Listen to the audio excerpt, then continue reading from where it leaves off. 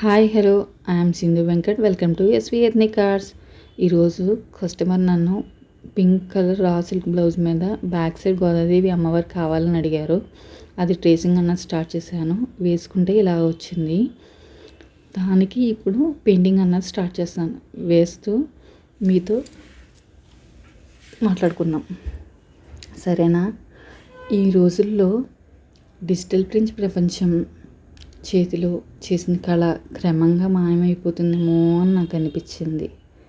కానీ ప్రతి హ్యాండ్మేడ్ పెయింటింగ్లో కానీ ఆ కళాకారుని యొక్క వెనుక దాగి ఉన్న ఆత్మ మన భారతీయ వారసత్వం కదా.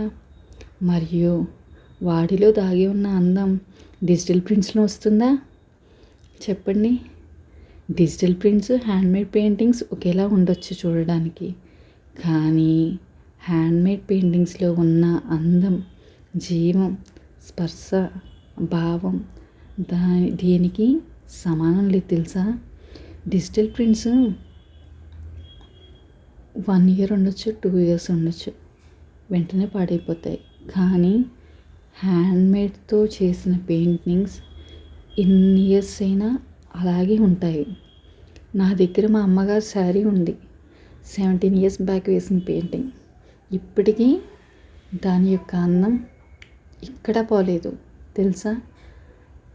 ఇప్పుడు మనం సమయం వచ్చింది, మన హస్తకళను కాపాడే సమయం, మన కళాకారు కృషిని గౌరవించే సమయం, మనం చేతులతో చేసిన ఆర్ట్స్కి తగిన గుర్తింపు ఇవ్వాల్సిన సమయం కూడా వచ్చింది. Please choose handmade products, support handmade arts, please, and follow us for more details and support us. మీకు ఇలాంటి పెయింటింగ్స్ కానీ కావాలనుకుంటే నేను కస్టమైజ్ చేసి మీకు ఇస్తాను. మీకు ఏ విధంగా కావాలన్నా నేను పెయింట్ చేసి ఇస్తాను. Thank you for watching.